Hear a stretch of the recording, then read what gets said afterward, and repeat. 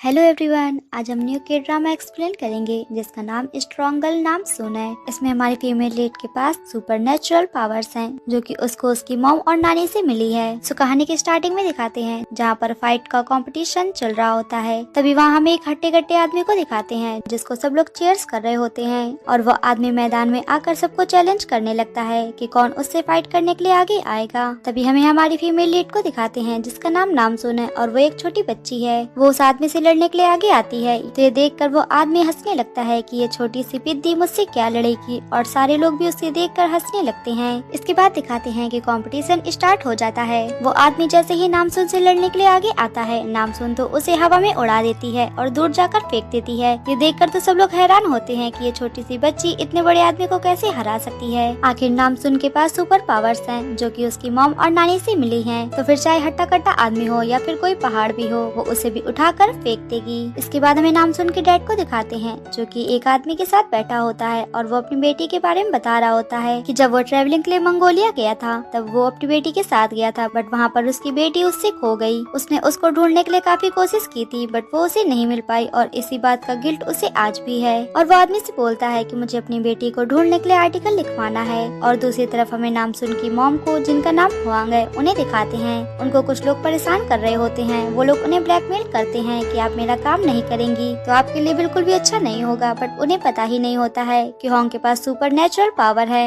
और इसके बाद होंग उन सब की जमकर धुलाई करने लगती है जिसे देखकर वो सब भी खुद हैरान थे। इसके बाद हमें नामसुन के डैड को दिखाते हैं जो कि उसी आदमी को ये सब बता रहा होता है कि बीवी की फैमिली में 500 साल से जो भी बेटियां पैदा हो रही हैं, उनके पास ऐसी सुपर नेचुरल पावर है जिनसे वो बड़े से बड़े काम कर सकती हैं, इसलिए उसकी बेटी भी काफी पावरफुल है। तो वो आदमी नामसुन के डैड से पूछने लगता है कि आपकी शादी कैसे हुई थी। तो फिर नामसुन का डैड उन्हें बताने लगता है और हमें फ्लैशबैक में दिखाते हैं जहाँ पर होंग एक रेस्टोरेंट चला रही होती है और नामसुन के डैड एक बैंक में काम कर रहे होते हैं। तभी वो लोग रेस्टोरेंट में मिल जाते हैं और उनकी दोस्ती हो जाती है। वो दोनों एक दूसरे को डेट करने लगते हैं और काफी एंजॉय करते हैं। इसके बाद एक दिन होंग ने नामसुन के डैड को प्रपोज कर दिया था। उसने उनसे बोला था कि तुम मुझसे शादी कर लो, तुम्हें जो कुछ भी चाहिए वो मैं तुम्हें ला कर दूंगी। तुम्हें फोटोग्राफी पसंद है ना, तुम वो भी आराम से कर सकते हो और मैं तुम्हारे लिए सारी अरेंजमेंट कर दूंगी, बस तुम मुझसे शादी कर लो। ये सुनकर नामसुन का डैड हाँ बोल। और फिर इसके बाद दिखाते हैं कि उन दोनों की शादी हो गई थी और फर्स्ट नाइट थी। तभी रूम में होंग आ जाती है और उसको बेड की साइड अच्छी नहीं लगती है तो उसे उठाकर दूसरी तरफ कर देती है। यहाँ पर होंग अपने पति को अपनी पावर्स दिखा देती है। ये देखकर तो वो काफी हैरान हो जाता है। इसके बाद वो उसे बेड में फेंक देती है और वो दोनों इंटीमेट होते हैं। इसके बाद दिखाते हैं कि उन दोनों के एक बेटा और बेटी हुई थी। और फिर दिखाते हैं कि जहाँ पर उन दोनों बच्चों की बर्थडे की पार्टी चल रही होती है, तभी वहाँ पर उन बच्चों को एक एक सामान उठाना था, बट नामसुन तो अपनी मॉम की तरीके ही पावरफुल थी, इसलिए वो पूरी टेबल उठाकर ही लोगों की तरफ फेंक देती है। और प्रेजेंट टाइम में नामसुन का डैड उस आदमी को यही बता रहा होता है। इसके बाद हमें नामसुन को दिखाते हैं जो कि एक कपल के पास आई होती है। वो उन दोनों को मॉम और डैड बोल रही होती है। वो उनसे पूछती है कि आप मुझे बताइए कि मेरे पास ऐसी पावर्स क्यों हैं। तो वो दोनों नामसुन से बोलते हैं कि हमें नहीं पता कि तुम्हारे पास ये पावर्स कहाँ से आई हैं, बट जब तुम 5 साल की थी तुम घोड़े में जाते हुए रो रही थी, तुम बार बार अपने डैड का नाम ले रही थी, तब से हम तुम्हें अपने साथ ले आए और अपने बेटी के तरीके रखने लगे। इसके बाद हमें अगले सीन में दिखाते हैं कि नामसुन टीवी देख रही होती है। तभी उसको कोरिया का कोई वीडियो दिखता है। ये देखकर उसका सर दर्द होने लगता है और उसे अपने डैड की आवाज आने लगती है। ये सुनकर नामसुन समझ जाती है कि उसका नाम नामसुन है। वो अपने मॉम और डैड को जाकर बता देती है कि वो कोरिया से है और उसका नाम नामसुन है और इसलिए मैं अपने पेरेंट्स को ढूंढने के लिए कोरिया जाऊंगी। तो ये सुनकर वो दोनों सैड हो जाते हैं। तो नामसुन बोलती है कि आप लोग सैड मत होइए, मैं अभी नहीं जाऊंगी, मुझे अभी अपने घोड़े का ध्यान भी रखना है। और वो वहीं मंगोलिया में रुक जाती है और ऐसे ही कुछ दिन बीत जाते हैं और अब नामसुन बड़ी हो गई है। वो अपने डैड के पास जाती है और उनसे बोलती है कि अब मैं कोरिया जाना चाहती हूँ। तो उसका डैड बोलता है कि हाँ, अब तुम जा सकती हो और तुम वहाँ जाकर किसी अच्छे लड़के से शादी कर लेना जो कि कोरिया से बिलोंग करता हो। तो नामसुन बोलती है कि हाँ ठीक है। इसके बाद हमें नामसुन की मॉम, डैड और नानी को दिखाते हैं जिन्होंने कंपटीशन रखा था। दरअसल उन लोगों ने ये कंपटीशन अपनी बेटी को ढूंढने के लिए रखा है। यहाँ पर आई हुई जितनी भी लड़कियां हैं उनमें से कौन ज्यादा पावरफुल है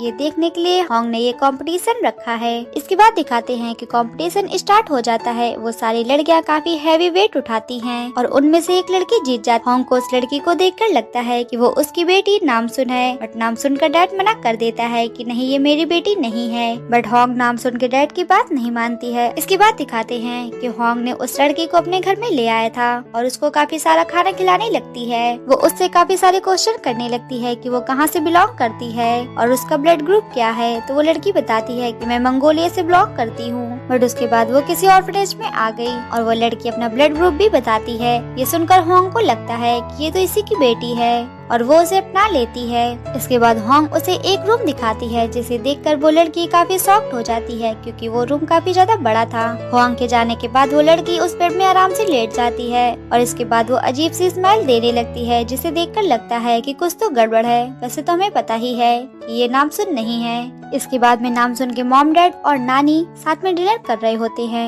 यहाँ पर नामसुन का डैड बोलता है कि ये लड़की नामसुन नहीं है, बट होंग तो मानती ही नहीं है। वो कहती है कि यही नामसुन है। तो फिर नामसुन का डैड होंग को बताता है कि बचपन में हमारी बेटी को चोट लग गई थी जिसकी वजह से उसके पैर में निशान है। ये सुनकर तो होंग भड़क जाती है और उससे बोलती है कि तुम हमेशा घर में रहते थे, क्या तुम मेरे बच्चों को भी नहीं संभाल पाए और तुमने मुझे ये बात पहले क्यों नहीं बताई। इस बात को लेकर वो दोनों झगड़ा करने लगते हैं। तो उनकी मॉम उन्हें शांत कराती है। इसके बाद दिखाते हैं कि होंग उस लड़की के कमरे में आई थी और उसके पैर चेक करने लगती है। उस लड़की के पैर में भी वही निशान था जो कि नामसुन के डैड बता रहे थे। ये देखकर तो होंग को कंफर्म हो जाता है कि ये इसी की ही बेटी है और वो उसे उठाकर गले लगा लेती है। और इसके बाद हमें नामसुन को दिखाते हैं जिसके पैर में भी वही निशान होता है। अगली सीन में दिखाते हैं जहाँ पर नामसुन उस घोड़े के पास बैठी होती है। उस घोड़े की हालत बहुत ज्यादा खराब होती है। तभी नामसुन का डैड उसके पास आ जाता है और उससे बोलता है कि इसकी तबीयत बहुत ज्यादा खराब है, इसलिए अब ये जी नहीं पाएगा और हो सकता है कि शायद ये मर जाए। तो ये सुनकर नामसुन काफी ज्यादा रोने लगती है। इसके बाद नामसुन उस घोड़े के गले से एक घंटी निकालती है और उसे देखने लगती है। इसके बाद वो उसे काफी दूर फेंक देती है और वो घंटी आकर कोरिया में आकर एक ऑफिसर के ऊपर गिरती है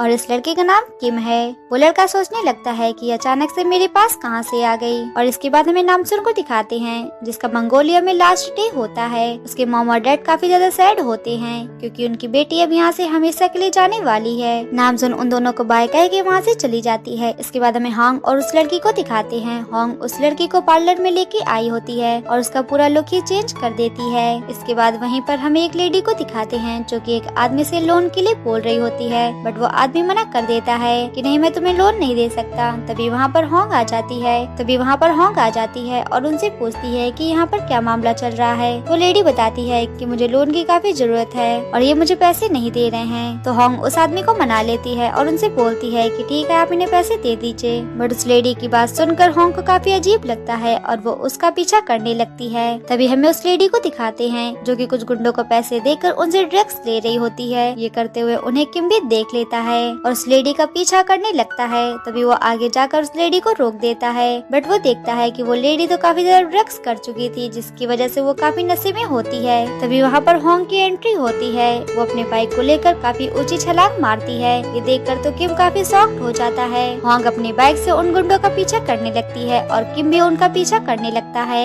इसके बाद होंग को दिखाते हैं जो कि उन गुंडों का पीछा कर रही होती है और उनको जल्दी पकड़ लेती है और इसके बाद वो फिर उनकी जमकर धुलाई करती है। तभी वहाँ पर किम आ जाता है और वो उस लेडी को देखने लगता है। होंग वहाँ पर उस गाड़ी को बार बार पटक रही होती है। ये देखकर किम तो और भी ज्यादा शॉक्ड हो जाता है कि ये लेडी ऐसा कैसे कर सकती है। इसके बाद हमें पुलिस स्टेशन में दिखाते हैं जहाँ पर किम अपनी टीम के साथ बैठा होता है। तभी उनको न्यूज मिलती है कि एक प्लेन में प्रॉब्लम आ गई है, इसलिए उनको वहाँ पर जल्दी ही पहुँचना होगा। तो किम अपनी टीम वालों के साथ वहाँ से चला जाता है और दूसरी तरफ हमें नामसुन को दिखाते हैं जो कि उसी फ्लाइट में बड़े मजे से जा रही होती है और वो फ्लाइट में भी बैठ जाती है और वो काफी ज्यादा खुश होती है। और इसके बाद हमें किम को दिखाते हैं जो कि कंट्रोल रूम में अपनी टीम के साथ पहुँच गया होता है। वहाँ पर उन्हें पता चलता है कि वो फ्लाइट बहुत तेजी से आगे बढ़ रही है और हमें फ्लाइट में दिखाते हैं जहाँ पर सब लोगों की भी हालत काफी खराब हो रही होती है और पायलट भी प्लेन को संभाल नहीं पा रहा होता है, बट नामसुन तो वहाँ पर बड़े मजे से सो रही होती है। इसके बाद हमें होंग को दिखाते हैं जो कि उसी लड़की के पास आ गई होती है और वो उससे पूछने लगती है क्या तुम्हारे पास बचपन की कोई फोटो है। तो वो लड़की मना कर देती है कि नहीं, मेरे पास नहीं है। तो फिर होंग उसे अपनी स्टोरी बताने लगती है कि हमारी फैमिली में जितनी भी लड़कियां पैदा हुई हैं उनके पास सुपर नेचुरल पावर हैं जो कि हमें 500 साल पहले से मिली हैं। तो वो लड़की बोलती है क्या मैं इसलिए इतनी ज्यादा स्ट्रॉन्ग हूँ। तो उसकी मॉम बोलती है कि हाँ, और वो उसे बताती है कि जब तुम 5 साल की थी तब तुम्हारा कार एक्सीडेंट हुआ था, बट तुम्हें उसमें कुछ भी नहीं हुआ। और दूसरी तरफ हमें फ्लाइट में दिखाते हैं जहाँ पर सबकी हालत खराब हो रही होती है। तभी नामसुन की भी नींद खुल जाती है और वो सिचुएशन को देखने लगती है और वो डिसाइड करती है कि वो सबकी हेल्प करेगी। इसके बाद नामसुन गेट के पास आ जाती है और वहाँ से जंप कर देती है। वो बहुत तेज स्पीड से भागकर पहियों को पकड़ लेती है और उन्हें रोकने की कोशिश करने लगती है। वो अपनी पूरी पावर्स लगा देती है। तभी हमें उसकी मॉम को दिखाते हैं जिसको उन्हें पावर्स का यूज करते हुए महसूस हो जाता है और वो उस लड़की को देखने लगती है कि इस लड़की में कुछ गड़बड़ है। और हमें नामसुन की नानी को भी दिखाते हैं जिन्हें भी पावर्स महसूस हो जाती है कि कोई इन्हें यूज कर रहा है और वो काफी तकलीफ में है। इसके बाद हमें एयरपोर्ट में दिखाते हैं जहाँ सब लोग प्लेन को रोकने की कोशिश कर रहे होते हैं और किम भी अपनी टीम वालों के साथ वहाँ के लिए भागता है। नामसुन उस प्लेन को रोकने के लिए काफी कोशिश कर रही होती है और अपनी पूरी पावर्स लगा देती है। तभी दिखाते हैं कि प्लेन के सामने एक बस आ जाती है और उसमें एक लड़का होता है जो कि नामसुन को नोटिस कर लेता है कि ये लड़की इस प्लेन को रोक रही है और वो उसे देखकर स्माइल करने लगता है और तभी नामसुन उस प्लेन को रोक देती है। वो लड़का नामसुन को ही घूरने लगता है और उसे देखकर स्माइल करने लगता है। तभी वहाँ पर सारे लोग भी पहुँच गए थे और नामसुन भी उस प्लेन से हटकर दूर आ जाती है और वहीं पर किम भी आ जाता है और यहीं पर इस एपिसोड का एंड होता है। अगर आपको मेरी वीडियोस अच्छी लगती हैं तो प्लीज चैनल को सब्सक्राइब करें एंड वीडियोस को लाइक करें। मिलते हैं नेक्स्ट पार्ट में। Thanks for watching.